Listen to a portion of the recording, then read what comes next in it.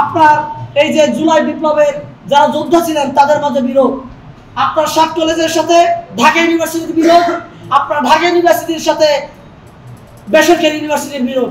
এই বিরোধগুলো আসছে একমাত্র আমাদের বাংলাদেশে যে ওই খুনি হাসিনার যে পা চাটা যে সমস্ত মিডিয়াগুলো ছিলেন, এই মিডিয়াগুলো আজও তাদের কাছ থেকে টাকা খেয়ে আমার এই জুলাই বিপ্লবে যে সমস্ত ভাইরা সত্যিকার অর্থে গুলিবিদ্ধ হয়েছে, আপনার অঙ্গহানি হয়েছে, তাদেরকে মিডিয়ায় আনা হচ্ছে না। সবকিছু বলা যায় না, তবে আমি চেষ্টা করব সংক্ষেপে বলার জন্য।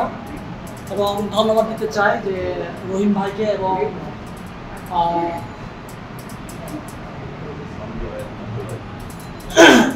কর্নেল জুয়েল ভাইকে ধন্যবাদ দিতে চাই যে আমাকে সুন্দর সুযোগ করে দেওয়ার জন্য এবং আমার অভিমত ব্যক্ত করার জন্য।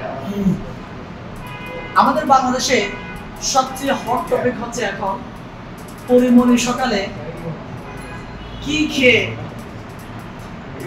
রোজা ভাঙলেন।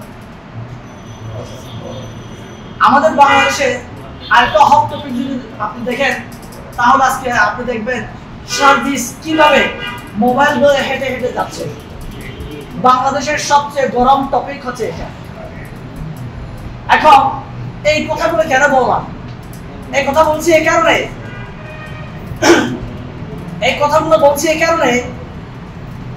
আমাদের বাংলাদেশে যে সাংবাদিক ভাইরা আছেন, বললে হয়তো আপনারা একটু কষ্ট পাবেন যে ভাই, আওয়ামী লীগ যখন ক্ষমতায় ছিল তখন বিটিভি বাংলাদেশ টেলিভিশন তিনি বাংলাদেশের খবর, মানুষের সুখ দুঃখের খবর না বলে তিনি বলতেন বাদামের বাম্পার ফলন হয়েছে, লেবুর বাম্পার ফলন হয়েছে। এই খবরগুলো প্রচার করতেন বাংলাদেশ টিভি। কিন্তু বাংলাদেশ বিটিভিকে দায়িত্ব দেওয়া হয়েছে বাংলাদেশের পথে প্রান্তরে বাংলাদেশের মানুষের দুঃখের খবর যাতে করে বাংলাদেশের সরকারের চোখ পর্যন্ত যায়, আয়না হিসেবে দেখার জন্য বাংলাদেশ টিভিকে দায়িত্ব দেওয়া হয়েছে। এই কাজটা করা নাই। আমাদের বাংলাদেশের গণমাধ্যমকে চতুর্থ স্তম্ভ বলা হয়। বাংলাদেশের গণমাধ্যমকে অভিযোগ করা হয়েছে, সেই গণমাধ্যম আমাদের বাংলাদেশে যে গুরুত্বপূর্ণ জায়গা ভূমিকা রাখার কথা ছিল, এই গুরুত্বপূর্ণ ভূমিকা বিগত 15 বছর রাখেনি।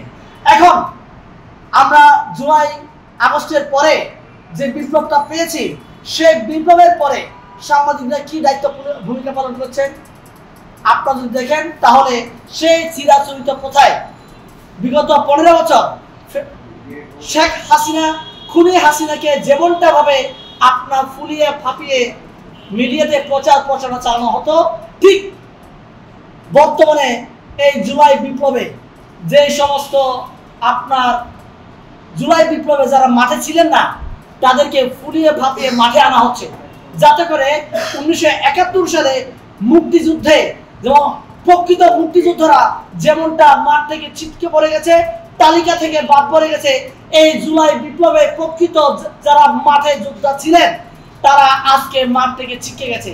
যার কারণে আপনারা জায়গায় জায়গায় দেখবেন আজকে সমন্বয়কদের মধ্যে বিরোধ, আপনার এই যে জুলাই বিপ্লবের যারা যোদ্ধা ছিলেন তাদের মধ্যে বিরোধ, আপনার সাত কলেজের সাথে ঢাকা ইউনিভার্সিটির বিরোধ, আপনার ঢাকা ইউনিভার্সিটির সাথে বেসরকারি ইউনিভার্সিটির বিরোধ।